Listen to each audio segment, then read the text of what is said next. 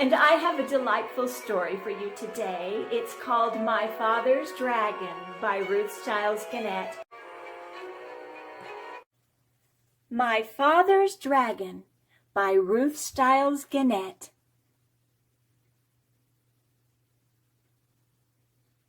Chapter 1. One cold rainy day when my father was a little boy, he met an old alley cat on his street. The cat was very drippy and uncomfortable, so my father said, "Wouldn't you like to come home with me?" This surprised the cat, and she had never before met anyone who cared about old alley cats, but she said, "I'd be very much obliged if I could sit by a warm furnace and perhaps have a saucer of milk." "We have a very nice furnace to sit by," said my father, "and I'm sure my mother has an extra saucer of milk." My father and the cat became good friends, but my father's mother was very upset about the cat. She hated cats, particularly ugly old alley cats. "Elmer Elevator," she said to my father, "if you think I'm going to give that cat a saucer of milk, you're very wrong. Once you start feeding stray alley cats, you might as well expect to feed every stray in town, and I am not going to do it." This made my father very sad, and he apologized to the cat because his mother had to be so rude. He told the cat to stay anyway, and that somehow he would bring her a saucer of milk each day. My father fed the cat for 3 weeks, but one day his mother found the cat's saucer in the cellar, and she was extremely angry. She whipped my father and threw the cat out the door. But later on, my father sneaked out and found the cat. Together they went for a walk in the park and tried to think of nice things to talk about. My father said, "When I grow up, I'm going to have an airplane. Wouldn't it be wonderful to fly just anywhere you might think of?" "Would you like to fly very, very much?" asked the cat. "I certainly would. I'd do anything if I could fly." "Well," said the cat, "if you'd really like to fly that much, I think I know of a sort of a way you might get to fly while you're still a little boy." "You mean you know where I could get an airplane?" "Well, not exactly an airplane, but something even better. As you can see, I'm an old cat now, but in my younger days, I was quite a traveler. My traveling days are over, but last spring, I took just one more trip and sailed to the island of Tangerina, stopping at the port of Cranberry. Well, it just so happened that I missed the boat, and while waiting for the next, I thought I'd look around a bit. I was particularly interested in a place called Wild Island, which we had passed on our way to Tangerina. Wild Island and Tangerina are joined together by a long string of rocks, but people never go to Wild Island because it's mostly jungle and inhabited by very wild animals. So I decided to go across the rocks and explore it for myself. It certainly is an interesting place, but I saw something there that made me want to weep. Look, there's Wild Island. There's a river, and there are the rocks. What's going to happen? Chapter 2. Wild Island is practically cut in two by a very wide and muddy river, continued the cat. This river begins near one end of the island and flows into the ocean at the other.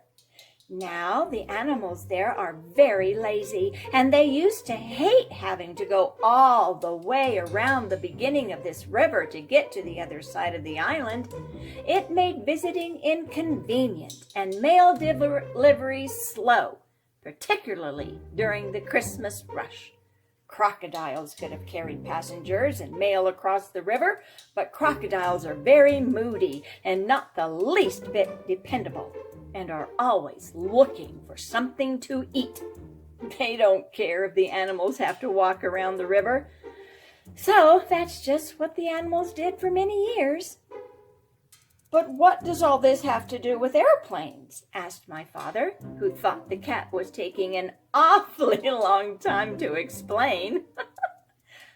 Be patient, Elmer, said the cat, and she went on with the story.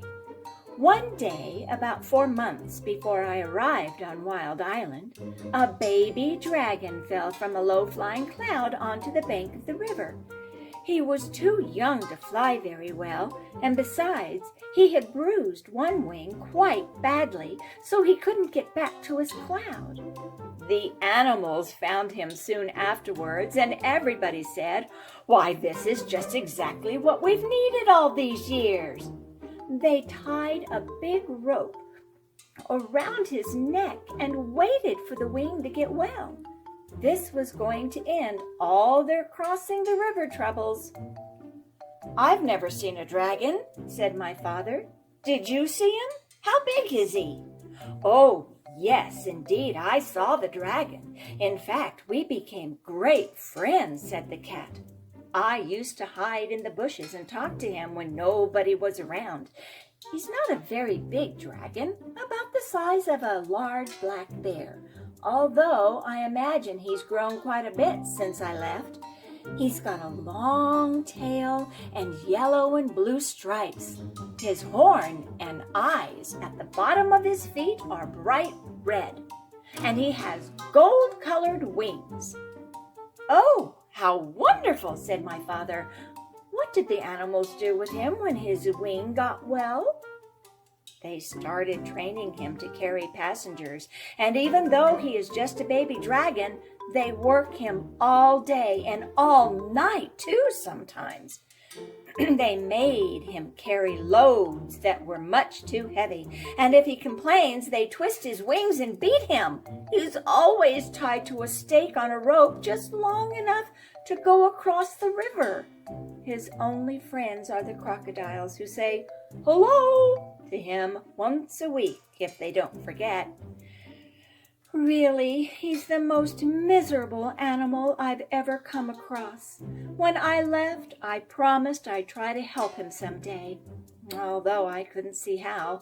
The rope around his neck is about the biggest, toughest rope you can imagine. With so many knots, it would take days to untie them all. Anyway, when you were talking about airplanes, you gave me a good idea. Now, I'm quite sure that if you were able to rescue the dragon, which wouldn't be the least bit easy, he'd let you ride him most anywhere, provided you were nice to him, of course. How about trying it?" "Oh, I'd love to," said my father, and he was so angry at his mother for being rude to the cat that he didn't feel the least bit sad about running away from home for a while. Well, that very afternoon, my father and the cat went down to the docks to see about ships going to the island of Tangerina. They found out that a ship would be sailing the next week, so right away they started planning for the rescue of the dragon. The cat was a great help in suggesting things for my father to take with him, and she told him everything she knew about Wild Island. Of course, she was too old to go along. Everything had to be kept very secret, so when they found or brought anything to take on the trip, they hid it behind a rock in the park. The night before my father sailed, he borrowed his father's knapsack, and he and the cat packed everything very carefully. He took chewing gum, 24 pink lollipops, a package of rubber bands, black rubber boots, a compass, a toothbrush, and a tube of toothpaste, 6 magnifying glasses, a very sharp jackknife, a comb and a hairbrush, 7 hair ribbons of different colors, an empty grain bag with a label saying cranberry, some clean clothes, and enough food to last my father while he was on the ship. Whew! He couldn't live on mice, so he took 25 peanut butter and jelly sandwiches and 6 apples, because that's all the apples he could find in the pantry. When everything was packed, my father and the cat went down to the docks to the ship. A night watchman was on duty, so while the cat made loud, queer noises to distract his attention, my father ran over the gangplank onto the ship.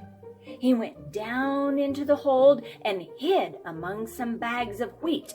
The ship sailed early the next morning. My father hid in the hold for 6 days and nights. Twice he was nearly caught when the ship stopped to take on more cargo. But at last he heard a sailor say that the next port would be Cranberry and that they'd be unloading the wheat there. My father knew that the sailors would send him home if they caught him, so he looked in his knapsack and took out a rubber band and the empty grain bag with the label saying Cranberry. At the last moment, my father got inside the bag, knapsack and all, folded the top of the bag inside, and put the rubber band around the top. He didn't look just exactly like the other bags, but it was the best he could do. Soon the sailors came to unload. They lowered a big net into the hold and began moving the bags of wheat. Suddenly one sailor yelled, "Great Scott! This is the queerest bag of wheat I've ever seen. It's all lumpy-like, but the label says it's to go to Cranberry." The other sailors looked at the bag too, and my father, who was in the bag, of course, tried even harder to look like a bag of wheat. Then another sailor felt the bag, and he just happened to get hold of my father's elbow. "I know what this is," he said. "This is a bag of dried corn on the cob." And he dumped my father into the big net along with the bags of wheat. This all happened in the late afternoon, so late that the merchant in Cranberry who had ordered the wheat didn't count his bags until the next morning. He was a very punctual man and never late for dinner. The sailors told the captain, and the captain wrote down on a piece of paper that they had delivered 160 bags of wheat and 1 bag of dried corn on the cob. They left the piece of paper for the merchant and sailed away that evening. My father heard later that the merchant spent the whole next day counting and recounting the bags and feeling each one trying to find the bag of dried corn on the cob. He never found it because as soon as it was dark, my father climbed out of the bag, folded it up, and put it in his knapsack. He walked along the shore to a nice sandy place and lay down to sleep. My father was very hungry when he woke up the next morning. Just as he was looking to see if he had anything left to eat, something hit him on the head. It was a tangerine.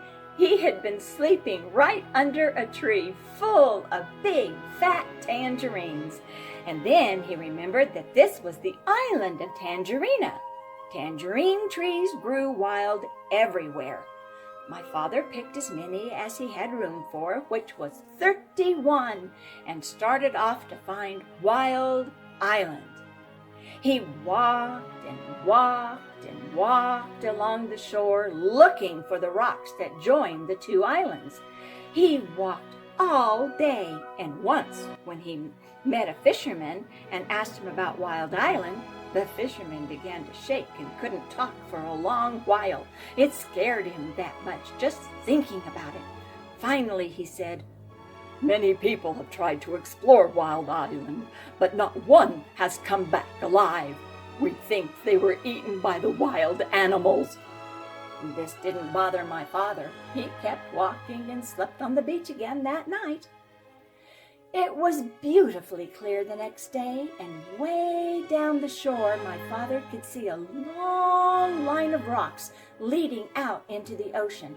And way, way out at the end, he could just see a tiny patch of green. He quickly ate 7 tangerines and started down the beach. It was almost dark when he came to the rocks, but there, way out in the ocean, was the patch of green. He sat down and rested a while, remembering that the cat had said, "If you can, go out to the island at night, because then the wild animals won't see you coming along the rocks, and you can hide when you get there." So my father picked 7 more tangerines, put on his black rubber boots, and waited for dark. It was a very black night, and my father could hardly see the rocks ahead of him. Sometimes they were quite high, and sometimes the waves almost covered them, and they were slippery and hard to walk on.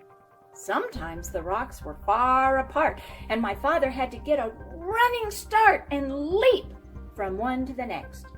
After a while, he began to hear a rumbling noise. It grew louder and louder as he got nearer to the island. At last, it seemed as if he was right on top of the noise, and he was. He had jumped from a rock onto the back of a small whale who was fast asleep and cuddled up between 2 rocks. The whale was snoring and making more noise than a steam shovel, so it never heard my father say, "Oh, I didn't know that was you." And it never knew my father had jumped on its back by mistake. For 7 hours, my father climbed and slipped and leapt from rock to rock. But while it was still dark, he finally reached the very last rock and stepped off onto Wild Island. The jungle began just beyond a narrow strip of beach. Thick, dark, damp, scary jungle. My father hardly knew where to go, so he crawled under a wahoo bush to think, and ate 8 tangerines. The first thing to do, he decided, was to find the river, because the dragon was tied somewhere along its bank. Then he thought, if the river flows into the ocean, I ought to be able to find it quite easily if I just walk along the beach far enough.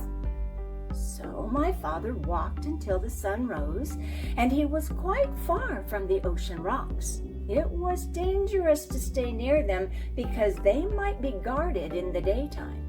He found a clump of tall grass and sat down.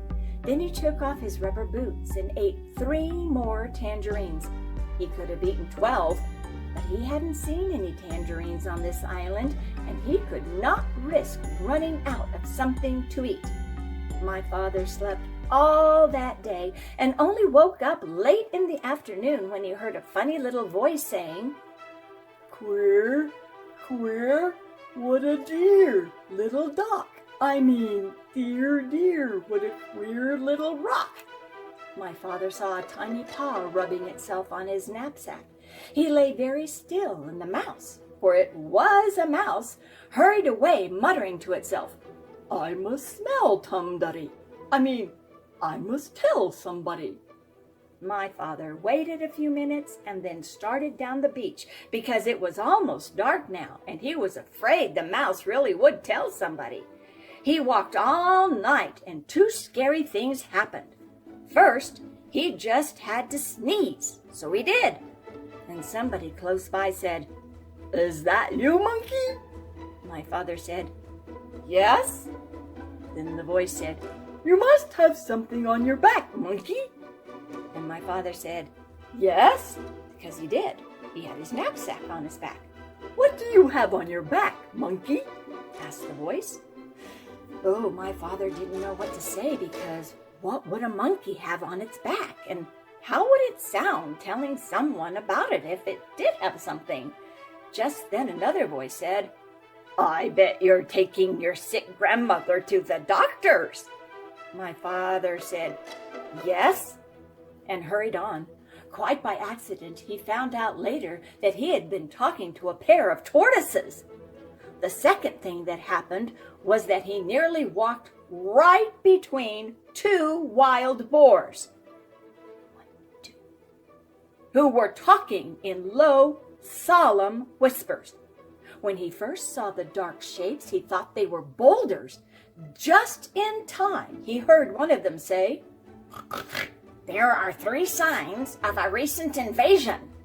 First, fresh tangerine peels were found under the wahoo bush near the ocean rocks. Second, a mouse reported an extraordinary rock some distance from the ocean rocks, which upon further investigation simply wasn't there. However, more fresh tangerine peels were found in the same spot, which is the 3rd sign of invasion. Since tangerines do not grow on our island, somebody must have brought them across the ocean rocks from the other island, which may or may not have something to do with the appearance and or disappearance of the extraordinary rock reported by the mouse." After a long silence, the other boar said, "You know, I think we're taking all this too seriously. Those peels probably floated over here all by themselves, and you know how unreliable mice are. Besides, if there had been an invasion, I would have seen it." "Perhaps you're right," said the first boar. "Shall we retire?" Whereupon they both trundled back into the jungle. Well, that taught my father a lesson, and after that he saved all his tangerine peels. He walked all night, and toward morning came to the river. Then his troubles really began. When my father was crossing the back of the 15th crocodile with 2 more lollipops to go, the noise of the monkeys suddenly stopped, and he could hear a much bigger noise getting louder every second. Then he could hear 7 furious tigers, 1 raging rhinoceros, and 2 seething lions, and 1 ranting gorilla, along with countless screeching monkeys, led by 2 extremely irate wild boars, all yelling, "It's a trick! It's a trick! There's an invasion, and it must be after our dragon! Kill it! Kill it!" The whole crowd stampeded down to the bank. As my father was fixing the 17th lollipop for the last crocodile, he heard a wild boar scream, "Look! It came this way! It's over there now, see? The crocodiles made a bridge for it!" And just as my father leapt onto the other bank, one of the wild boars jumped onto the back of the first crocodile. My father didn't have a moment to spare. By now, the dragon realized that my father was coming to rescue him. He ran out of the bushes and jumped up and down, yelling, "Here I am! I'm right here! Can you see me? Hurry! The boar is coming over on the crocodiles too! They're all coming over! Oh, please, hurry, hurry!" The noise was simply terrific. My father ran up to the dragon and took out his very sharp jackknife. "Steady, old boy, steady! We'll make it! Just stand still," he told the dragon as he began to saw through the big rope. By this time, both boars, all 7 tigers, the 2 lions, the rhinoceros, and the gorilla, along with the countless screeching monkeys, were all on their way across the crocodiles, and there was still a lot of rope to cut through. "Oh, hurry!" the dragon kept saying, and my father again told him to stand still. "If I don't think I can make it," said my father, "we'll fly over to the other side of the river and I can finish cutting the rope there."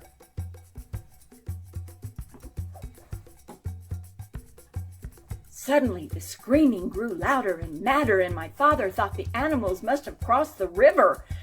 He looked around and saw something which surprised and delighted him, partly because he had finished his lollipop, and partly because, as I told you before, crocodiles are very moody and not the least bit dependable and are always looking for something to eat. The first crocodile had turned away from the bank and started swimming down the river. Well, the second crocodile hadn't finished yet, so he followed right after the first, still sucking his lollipop. All the rest did the same thing, one right after the other, until they were all swimming away in a line.